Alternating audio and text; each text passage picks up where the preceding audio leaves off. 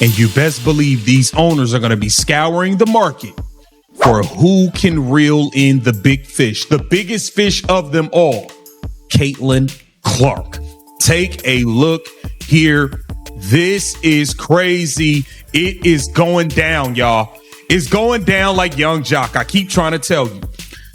Sparks agreed to part ways with general manager Reagan Pebley. The LA Sparks have agreed to part ways with general manager effective today. The biggest corporate bombshell in sports history has finally exploded, and the entire multi-billion-dollar WNBA empire is now spiraling into absolute chaos while the foundation of professional basketball governance collapses at its highest financial level.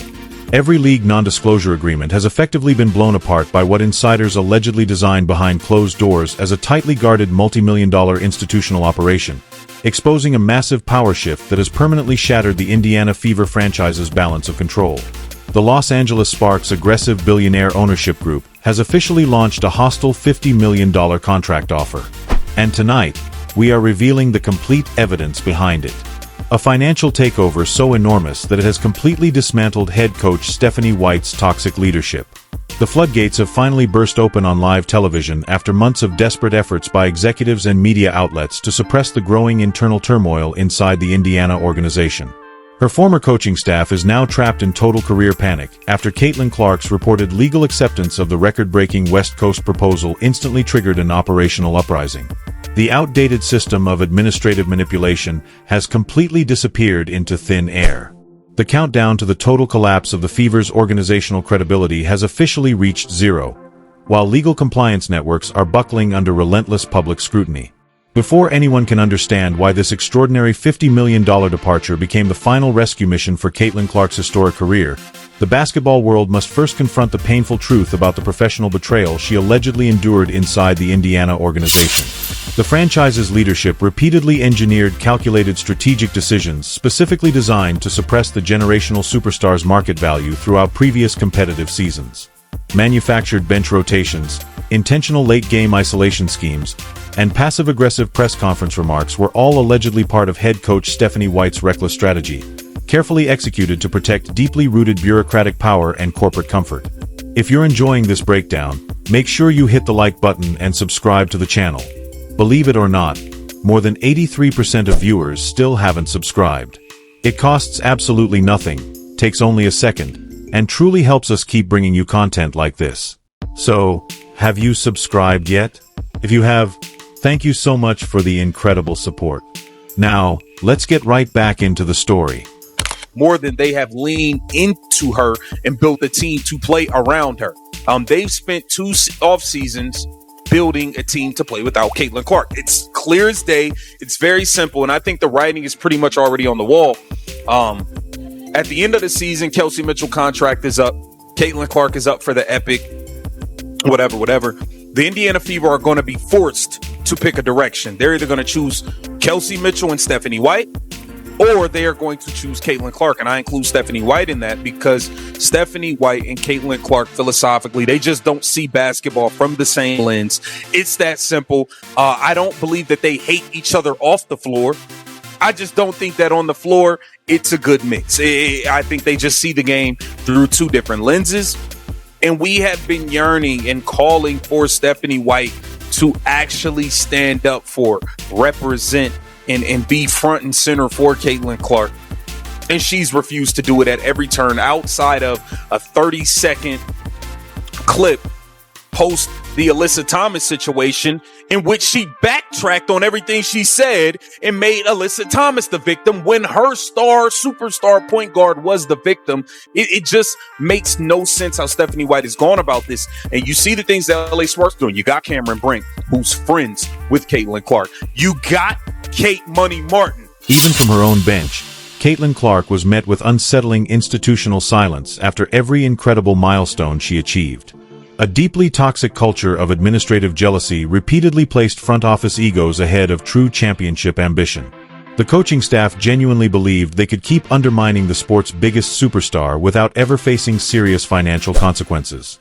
Instead, Fever management quietly engineered its own spectacular downfall by transforming an elite locker room into a battlefield of internal politics, ultimately pushing the franchise's greatest cornerstone straight into the hands of an aggressive Los Angeles powerhouse that had been waiting for the perfect opportunity to strike. The very moment the Sparks ownership group's confidential financial blueprint was transmitted through secondary digital channels, everything changed instantly. Now, let me take you inside exactly what happened next.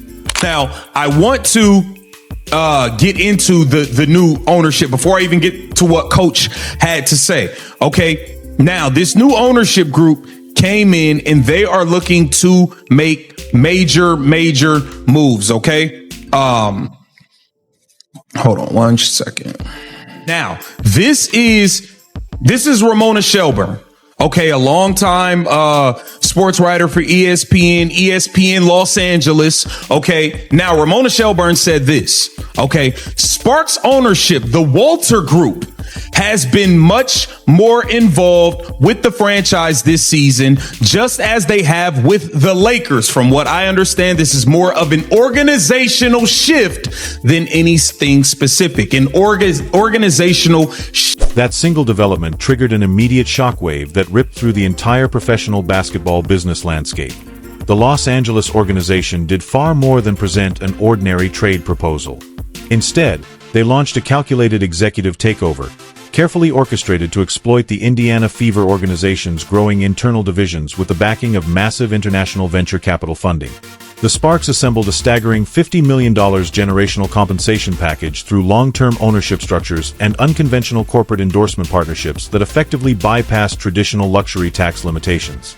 The purpose behind this historic West Coast move was simple: to give Caitlin Clark complete professional protection from the toxic administrative chaos she had allegedly been forced to endure back in Indiana and the team in Atlanta. So obviously, I found out this morning, Reagan's a friend of mine and I care about her. And this is the hard part in sports, right? But right now I'm just, focused on the team. Sense of urgency kind of heightened, or has it already been kind of there already? Like, what do you mean? Sense of urgency of we've had the sense of urgency all season. We've had just peaks and valleys with how we've played and who we've had active and injured and stuff. But I feel like we're playing now. Lynn Roberts, she understands the pressure is on her as a coach because there's no guarantee that you're gonna make it. There's no guarantee that this ownership group is gonna keep you around. The ownership group may be scouring around for a coach that already has a great relationship with Caitlin Clark. They're gonna be looking to make a partnership. And I think, listen, man, things are happening behind the scenes. I 100% believe things are happening, and there's a chance that this thing could take a turn. Everything changed forever. Internal confirmation that Caitlin Clark accepted this historic proposal immediately unleashed total chaos across corporate boardrooms, forcing major network sponsors to freeze their Midwest marketing budgets the moment they realized the biggest television star in basketball had allegedly engineered her permanent escape from what many now describe as a broken system. Head coach Stephanie White has suddenly become the central target of the fallout from this explosive financial rebellion. Her professional reputation has reportedly been shattered across the internet as she faces the reality that her own superstar completely outmaneuvered her. The comfortable illusion of absolute executive control has rapidly transformed into a devastating professional disaster. Major shareholders are now demanding immediate accountability, while internal leaks from the secured Indiana facility claim emergency corporate board meetings are taking place around the clock. At this moment, Stephanie White reportedly finds herself completely paralyzed professionally. The locker room has allegedly abandoned confidence in her tactical leadership. High-level investors are openly demanding her immediate dismissal before the entire brand suffers a massive fan-driven financial boycott and its commercial value collapses completely. The corporate public relations shield has disintegrated. Millions of frustrated fans are mocking the carefully crafted damage control statements spreading across social media. Live broadcasts now capture the final countdown toward a complete administrative purge. With Caitlin Clark officially stepping into the Los Angeles Sparks multimillion-dollar spotlight, the modern world of international sports entertainment has entered a point of no return. This is no longer being portrayed as an ordinary player transfer.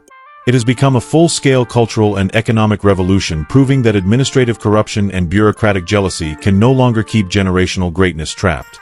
If we don't have those, it's not going to be good, but we have the talent needed, even with KP out, even with Cam out, to be more competitive than that. Yeah. During this stretch, talk to me about just the decision today to just like practice and just say, we're just going to watch film. You know, if you want to shoot a little bit, you can shoot a little bit, but not even really do too much on court and just say like, this is what we got to do. Here it is.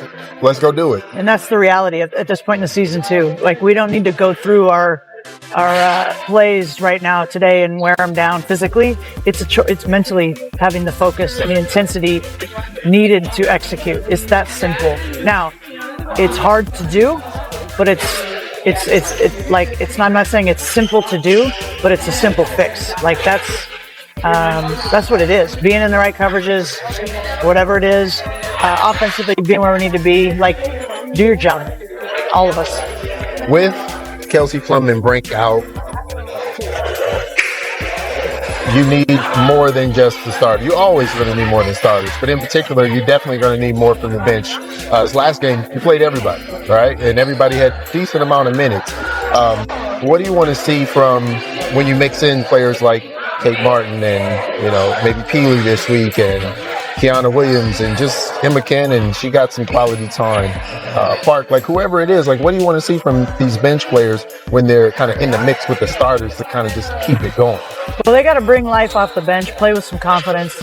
And again, it's player one through every DB player. Like, execute what we're supposed to be doing. Be focused, be in the moment.